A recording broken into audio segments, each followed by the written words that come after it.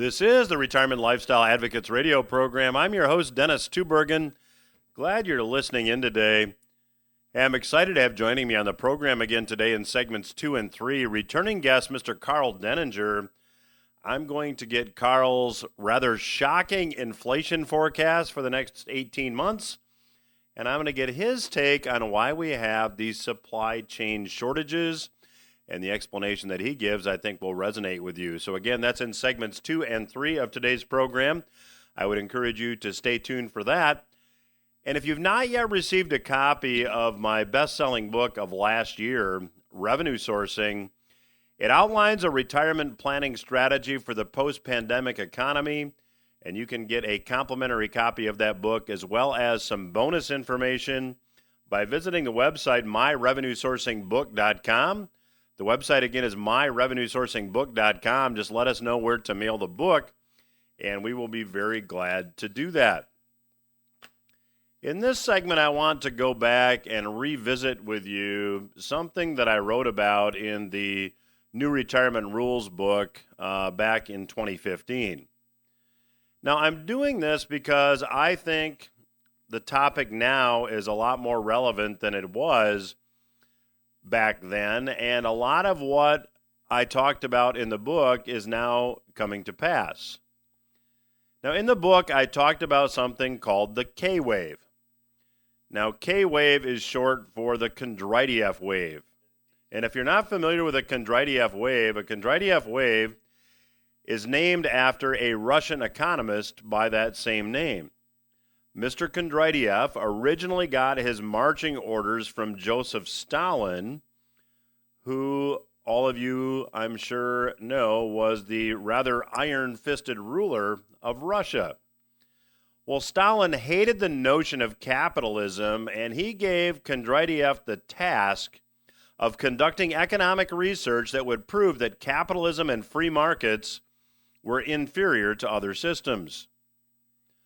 Unfortunately for Mr. Kendricks, after researching the topic and writing a book on the subject titled The Major Economic Cycles in 1925, he concluded that capitalistic societies work just fine, but they're subject to boom and bust cycles.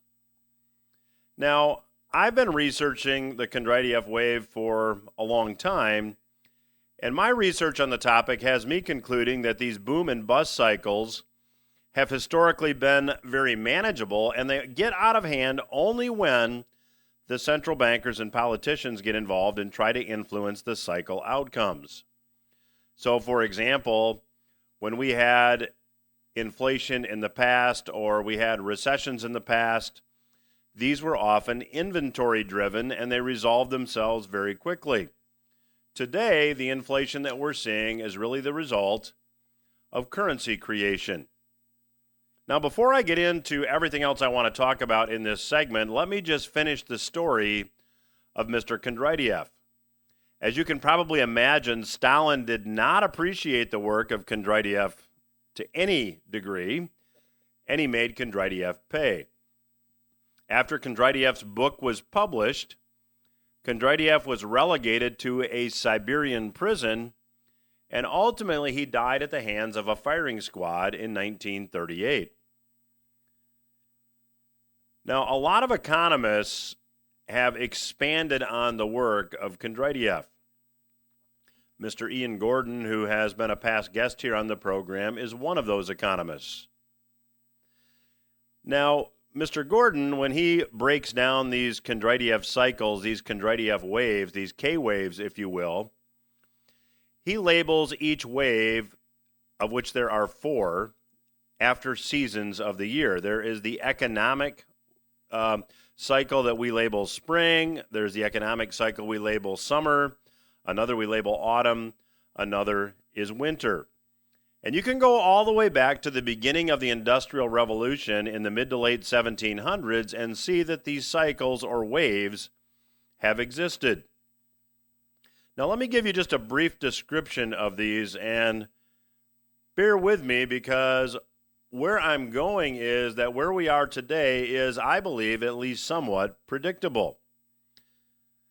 Well, the spring cycle has the economy experiencing a gradual increase in business and employment. As the economy improves, consumer confidence gradually increases, consumer prices begin a gradual increase, stocks go up, gold goes down, and debt levels are low during the spring cycle. Now, as with the seasons of the year, spring follows winter.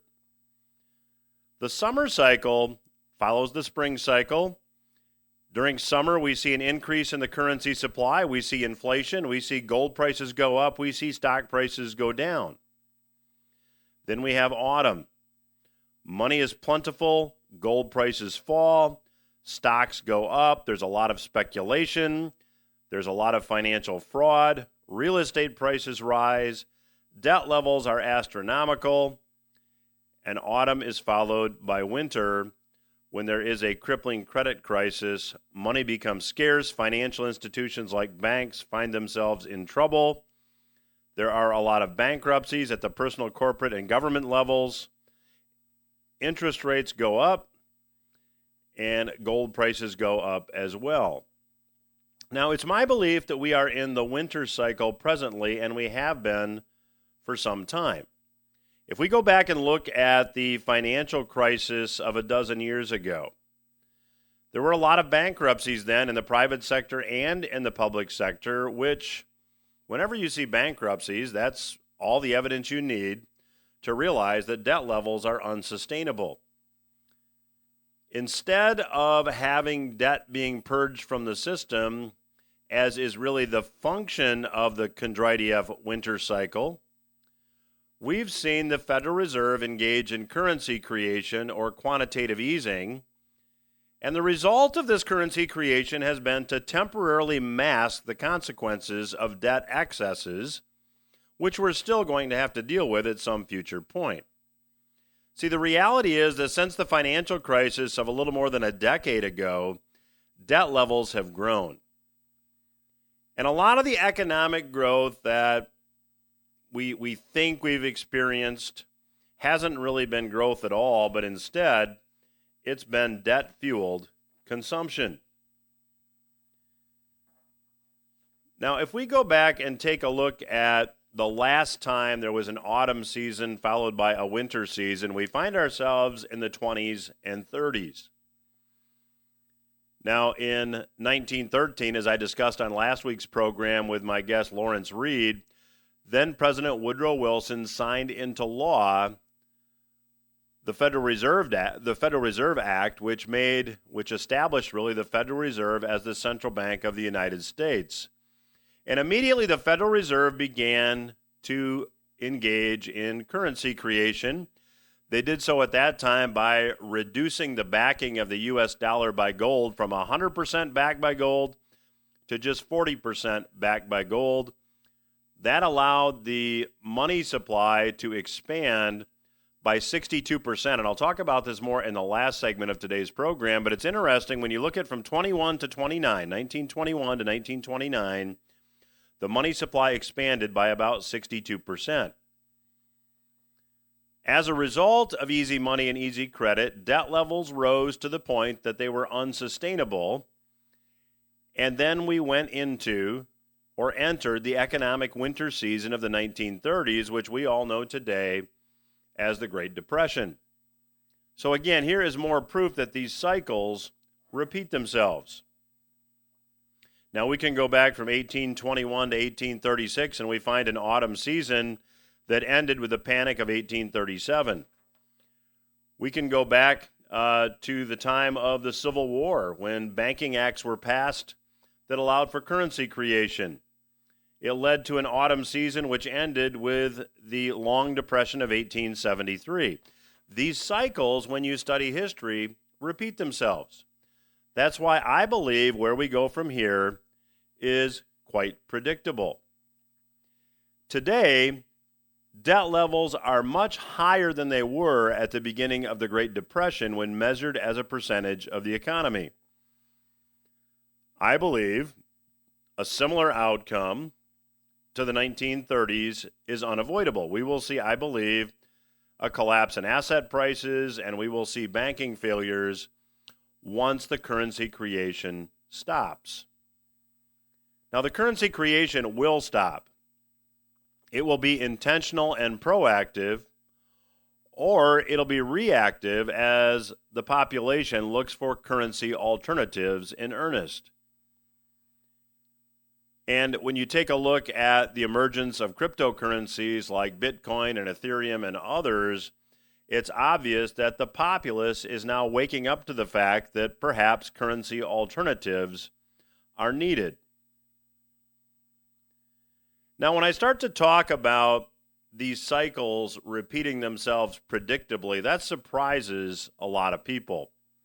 I talk about it in the revenue sourcing book. And again, if you're just joining me, I'd love to send you a copy of the book for free. All you need to do is go to the website, myrevenuesourcingbook.com. The website, again, is myrevenuesourcingbook.com. Just let us know at the website where we should mail your book, and I'll also include for you some bonus information. The subtitle of the revenue sourcing book is The Retirement Planning Strategy for the Post-Pandemic Economy, and it's designed to give you strategies to consider as we enter the rest of this winter season. So again, the website, myrevenuesourcingbook.com, and I'll also mention to you that we do a weekly headline roundup webinar that is live, and you can get the replay of the headline roundup webinar at our website, which is retirementlifestyleadvocates.com. Retirementlifestyleadvocates.com is the website. Just go to the headline roundup replay. I every week put together a podcast just explaining what's happened that week in the headlines. I'll be back after these words with my special guest, Karl Denninger. You are listening to RLA Radio. I'm your host, Dennis Tubbergen. Joining me once again on today's program is returning guest, Mr. Karl Denninger. Karl is a prolific author. You can read his work at market-ticker.org. There is also a market-ticker.org/NAD for no advertising, where Karl posts some very interesting work. I would encourage you to check it out. And always get a lot of feedback when Karl is on the program. So, Karl, welcome back. Looking forward to another conversation. Oh, yeah. Well, hey, thanks for having me on. So let's talk a little bit about the obvious. The Fed said that, a year ago inflation would be transitory, which is an interesting choice of words, but it appears now that it's here to stay. How do you see it? Well, yeah, let me cite the notable Milton Friedman. Inflation is always and everywhere a monetary phenomenon, which, there's plenty of people that think that he ought to be regarded to the tinfoil hat brigade, but I don't think so. It's definitely, that's an issue. And the reality is that we've spent the last 2 years violating every legitimate rule of reasoned monetary and fiscal policy, all of it emanating from Congress when you really get down to it. You can excuse it as being an attempt at COVID countermeasures or whatever you want. But the fact of the matter is that we've emitted an utterly enormous amount of unbacked credit into the system. And exactly what you would expect to have happened when you do that happened. So, it shouldn't surprise anybody that, when you put several $1 trillion, what's the total now? 6 or 8 trillion or something like this that's been put into the economy by congressional $8 trillion, fiat. yeah. Yeah, and this is all by congressional fiat. All right, this is not the Federal Reserve doing something. This is Congress passing bills that said this is what we're going to do, and we're going to pay people $600 a week to sit at home and drink beer and smoke bong hits instead of work because they're not essential, and your essential worker neighbor has to go to work and make sure that you have groceries in a grocery store. Okay, well that's fantastic that you did all these wonderful things, but for the people that got the benefit, of course, they certainly liked it. But what ends up happening inevitably when you do this, and the other thing is that over time, we've already seen this on a 12 to 18 month time lag. It's every time 12 to 18 months before it shows up. And then, it's about 12 to 18 months later, isn't it? Well, Karl, when you bring up that time lag, which I think is extremely interesting, if it's a 12 to 18-month time lag, I mean, we're just seeing the beginning of this, aren't we? Yeah, that's the bad news is that it works the other way, too. Okay, so if you remember when Carter was president, I do. A lot of your listeners probably do. Some don't because they're too young. But if you remember when Carter was president and Volcker was running the Fed, there are a lot of people that essentially their criticism of Volcker is that he kept going long after he had to, because as it takes 12 to 18 months when you put in too much credit, it takes 12 to 18 months for the bad things to happen when you take too much out. Okay, and so he went a year at least by these people's reckoning beyond where he needed to go, and as a result, the economic damage that came from it was considerably worse than it needed to be. I disagree with that analysis, by the way. I think that if you overshoot one way, you have to overshoot the other by the same amount. Otherwise, you end up leaving some of the damage there. But that is the argument that has frequently been raised. So essentially what this means, though, is that if you stop today, that this problem is not going to go away for another year and a half. Well, Karl, I want to just go back in time here a minute because I was visiting your website, and I noticed that about 10 years ago this December, you wrote a book that was titled Leverage, How Cheap Money Will Destroy the World. And in the description of the book, it says that that throughout history, you in the book lay out the fact that currencies are debased when moneyed and powerful interests pull the levers of government and policy to enrich themselves at the expense of the masses. You look like a prophet. Tell the listeners a little bit about that book and, how things have kind of played out as you indicated they would. Well, yeah, I wrote Leverage because in the aftermath of the Lehman meltdown, and in the time leading up to it, which I saw coming a year and a half before it happened, I noted that what banks were doing was paying dividends out of money they didn't actually have. They were counting the promise to pay people later as actual income, what they were calling capitalized interest, which is an accounting term. The capitalized interest shows up in your balance sheet, but it's not cash. And so, but of course, the money you pay out in dividends is cash. The person you give it to actually have cash. And so this inevitably would lead you to run out of cash if you did it for long enough. And so that the FDIC, under the law, has an actual obligation to stop that. There is a statute called prompt corrective action that says that you cannot do this. If you attempt to do something like this that destabilizes a bank's balance sheet, you actually get closed immediately. Okay, you don't get to wait until your bank goes bankrupt. The doors are shuttered. That's it. You're done. You're thrown out, and they merge you into somebody who doesn't do things like this. Well, of course, the FDIC didn't do that, and the result of this was a raft of failures, all of which started out, of course, in the housing market, but it wasn't exclusively there. Okay, and that's just kind of where that is. So the reality of it is that you have these people who took this process and essentially corrupted it. They knew they'd get away with it, that the federal government would not do what it was supposed to do. They got their money. They essentially stole it through legal means because they knew that enforcement would not come.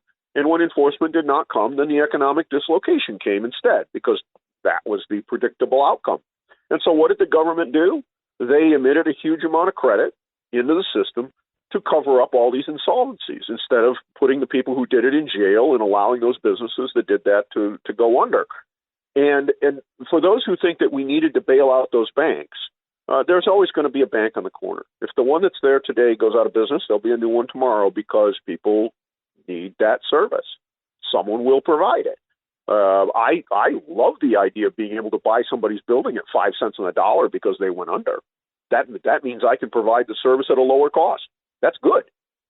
Okay, but it doesn't make the people that have power and money very happy when you let that kind of thing happen. So, and now, with COVID as the excuse, we've done what happened in 2008 and 2009 on steroids, and so we are now getting the impact of that. Well, and that's where I was just going to go, Karl, because, I mean, things have not gotten better. This temporary program of quantitative easing that really started about the time your leverage book was released has, as I said at the time, as you said at the time, this is a slippery slope, and this is not going to end well. So for our listeners, how does this end? Well, there's two ways it can end. One is that the people who are doing it stop before there is a complete dislocation and destruction of the standard of living of everybody in the country. And the other is that we end up with something that, in the benign case, looks a lot like Argentina. That's very unlikely in the United States because, unlike Argentina, we are very fractionated as a nation. And as a result, what you're likely to get is something that looks like Bosnia, which, of course, is horrifying. But the probability of this degenerating into essentially uncontrolled violence, if they don't cut it out, is relatively high. Well, Karl, here you have Washington debating, how many additional trillions of dollars to spend, and of course, the rhetoric is this is a net cost of zero, but we all know that's just rhetoric.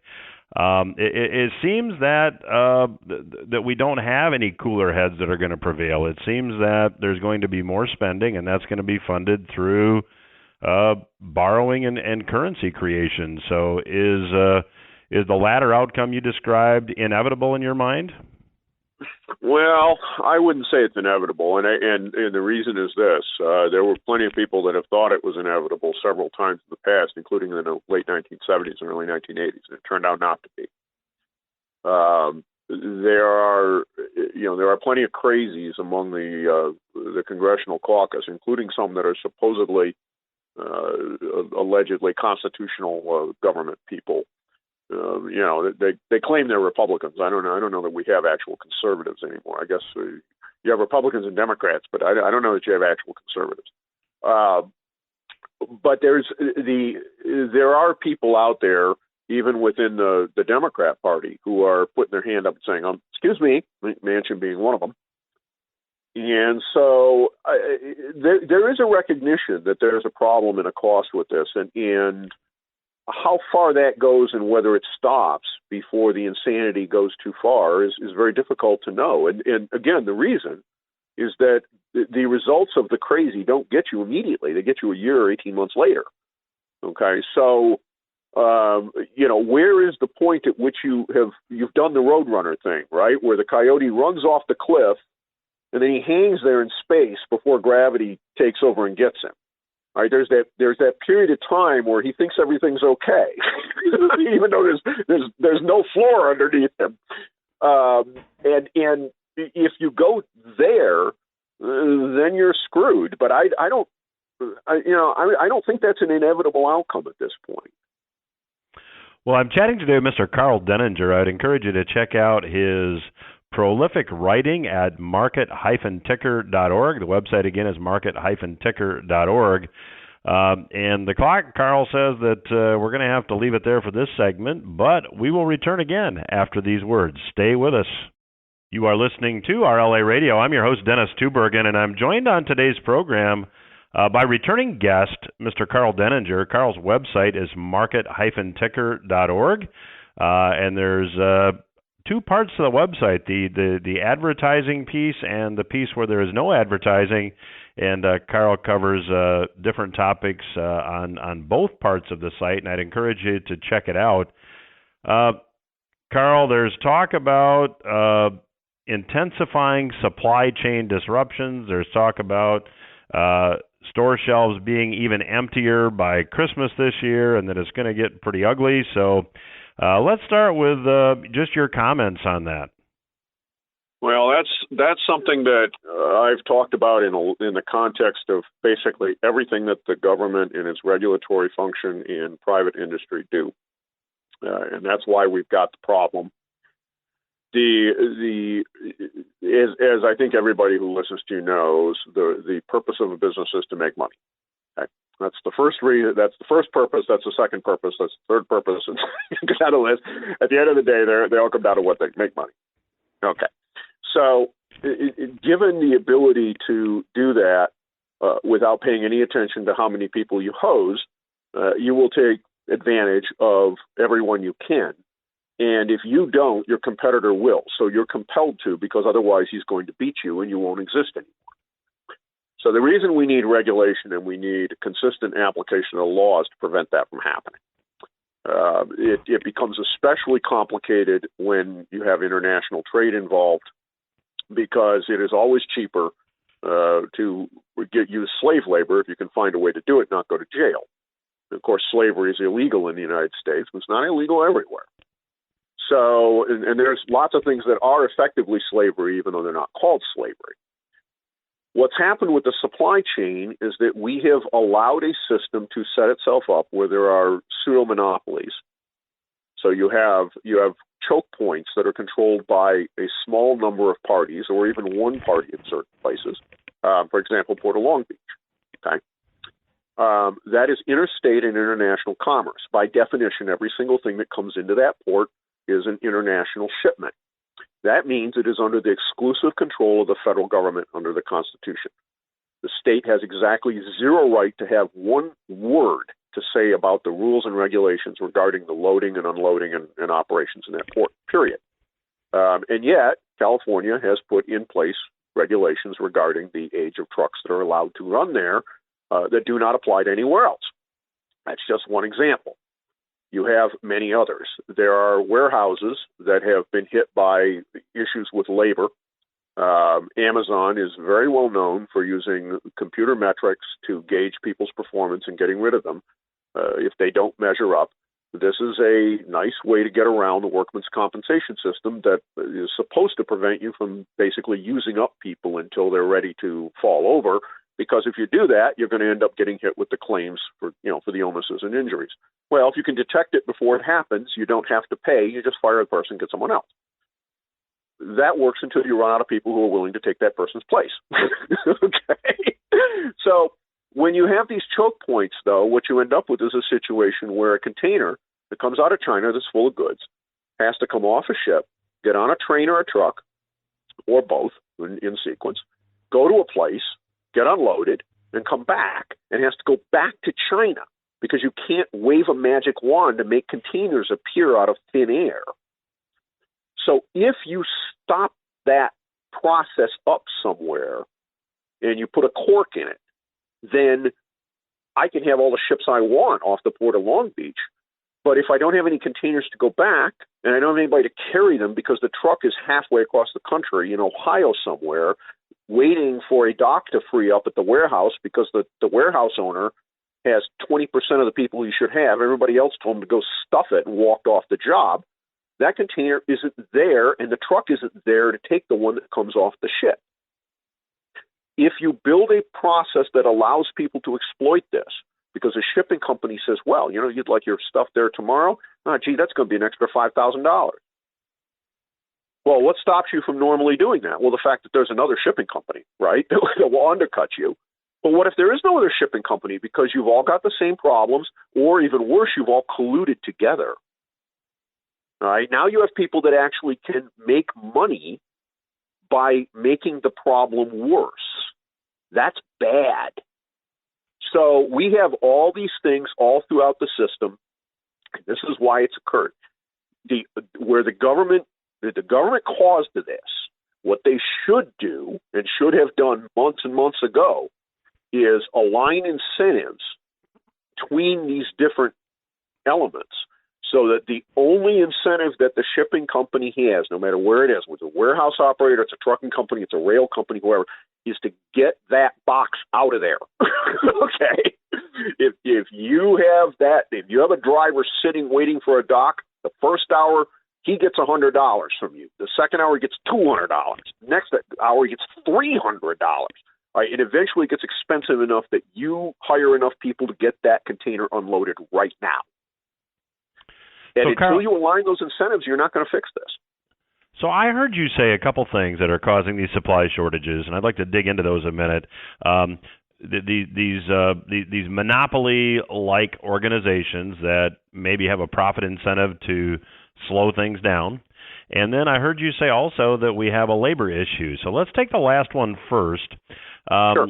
Well, when it comes to these labor shortages, and I mean, I've driven through some small burgs where I didn't even know there was a McDonald's that existed, and they're hiring people for $21 an hour, and they still can't find people. So, in your view, what are the core causes of this labor shortage?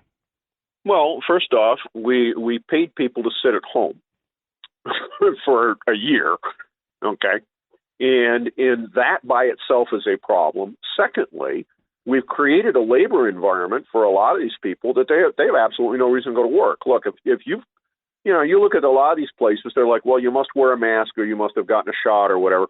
And people say, well, you know what? I would rather have myself or my spouse sit at home and raise the kids. By the way, we're going to take them out of school. We're going to homeschool them at the same time because we don't like what they're teaching.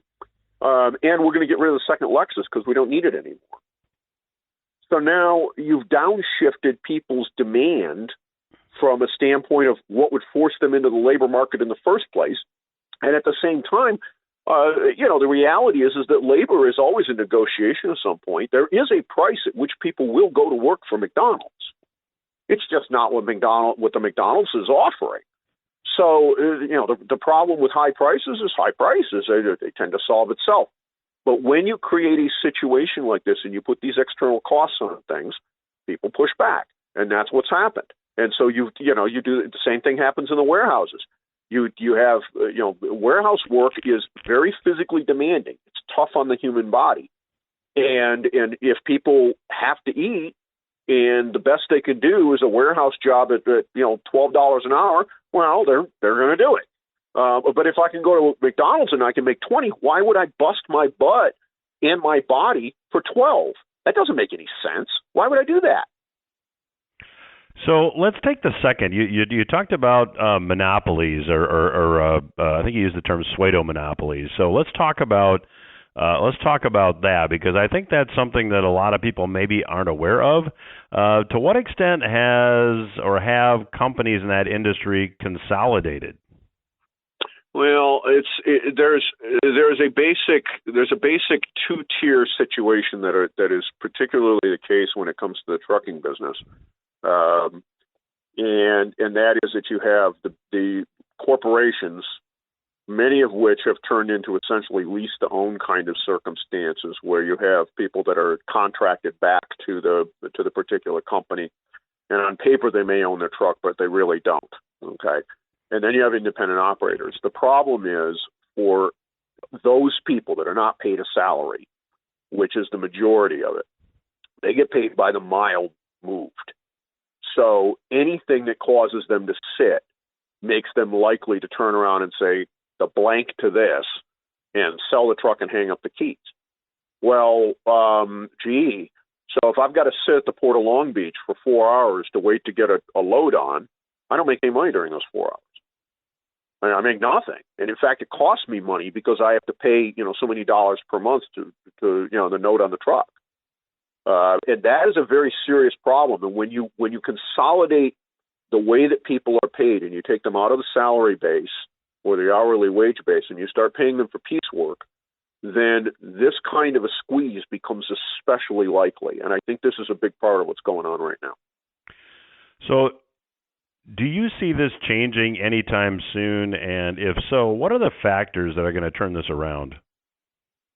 Well, the only way it really changes is for the government. Again, this is all interstate and international commerce. Okay, so the states should not have any impact on this at all, and constitutionally they don't. That doesn't mean they don't try to do it, like California. The federal government caused this problem. And therefore, the only way this gets fixed is if you have the federal government come in and align incentives. So the incentives have to align across the supply chain so that your incentive is to move product. And anything that you do that impedes that costs you something. And it has to cost you more than it does to sit. That's the problem, is that right now the incentives can be gamed by all the people involved. People are gaming it, and they're making money doing it. And until that stops, I don't think you're going to see a solution. Well, and I think too, Karl, in the time we have left, I learned something in this segment. I don't think many people that see empty store shelves where there's a lot of items that were there a couple of months ago that aren't there now. I don't think many people understand this. Well, I don't think many people do either. I mean, everyone's trying to find some cheap, easy, fast thing. You had Biden come out and say that he's reached a deal with the Port of Long Beach to run 24-hour shifts. It's not going to do anything because the problem isn't there. It's everywhere, not in one place. You pull a plug on a cork in one place. What good does that do you? Secondly, what he was talking about was another 5,000 containers a month or something like that worth of capacity. Well, that's half of one ship per month. That's nothing. I mean, that's not going to do anything. The only way you're going to actually solve this is for everybody to have the incentives in the same place. And the incentive is the goods come off the boat, they get to the end person, wherever that end party is, and if Walmart wants to stick the stuff in their own warehouse and let it sit there, that's fine because that's at the end user. But until that point, the incentives all have to be move the product as fast as possible. And until that happens, you're not going to close the loop because those containers have to go back to the source to be filled up again. Well, my guest today has been Mr. Karl Denninger. His website is market-ticker.org. I would encourage you to check it out. Karl, always a pleasure to have you on the program and always enjoy our conversations, and we'll certainly have you back down the road. Thanks for joining us today. Anytime. Have a good one. We will return after these words. I'm Dennis Tubbergen, and you're listening to the Retirement Lifestyle Advocates radio program. Glad you're listening in today. And thanks again to Mr. Karl Denninger for joining me on today's program. I'm offering a free copy of the book Revenue Sourcing to all the listeners of today's program. Revenue Sourcing contains a retirement planning strategy for the post-pandemic economy. I explained in the first segment where I thought we were likely going, and I'll expand on that more in this segment. But if you've not yet gotten the book, go to the website, myrevenuesourcingbook.com. The website, again, is myrevenuesourcingbook.com. And let us know where to mail your complimentary copy. We'll be very glad to do that. And we'll also include some bonus information that I believe will be timely to where we find ourselves today. So let's go back and examine where we may go from here. Where do we go from here economically? How does it affect the money you might have invested in your 401k or your IRA? That's really what I want to focus on in this segment. In this past week, I ran into an article written by past program guest here, Mr. Alistair McLeod. And if you go to the Retirement Lifestyle Advocates website, which is retirementlifestyleadvocates.com, I have a link to the article, and I'd encourage you to read it. The title of the article is Waypoints on the Road to Currency Destruction and How to Avoid It. And I want to give you just a bit from that article because I think it can help us figure out where we may go from here. Now, Mr. McLeod, in his piece, observes that central banks are really painted into a corner. And these are my words, my paraphrase, not his. One, they can protect their currencies and let their economies crash and burn. Or two, they can attempt to prop up their economies and markets via additional currency creation at the expense of their currency. So one, do they decide to protect their currency and see economies crash? Or two, do they try to prop up economies and financial markets at the expense of their currency? Now, here's what Mr. McLeod says in his article, and I quote, "The few economists who recognize classical human subjectivity see the dangers of a looming currency collapse. It can be easily avoided by halting currency expansion and cutting government spending so their budgets balance. No democratic government nor any of its agencies have the required mandate or conviction to act, so fiat currencies face ruin." So, Mr. McLeod says the solution to currency devaluation is simple. You balance government budgets so that currency creation becomes unnecessary. Seems simple, doesn't it? Seems straightforward. It also seems extremely unlikely. And I would be remiss if, at this point, I didn't address some of the rhetoric coming from Washington. Now, despite the rhetoric from a lot of politicians that insist the nation's fiscal woes can be corrected by taxing the billionaires, you just need to do a little simple math to prove that this doesn't even come close to solving the problem. In fact, it's like using a garden hose on a forest fire, to use an old analogy. You could have a wealth tax that is imposed that is far more draconian than the one being presently discussed, and it still doesn't do much to fix the deficit spending problem. The truth is, the politicians could confiscate 100% of the wealth of all the country's billionaires, and the deficit spending would begin again within a few short months, and that's after you sent all the billionaires to the poorhouse. So no matter how you slice it, no matter how many additional taxes you levy, you can't solve this problem by raising taxes. You have to cut spending. And McLeod, in my view, correctly observes that no one's got the conviction to act or the mandate to act. Now, there is an historical parallel to cover briefly where we might go from here.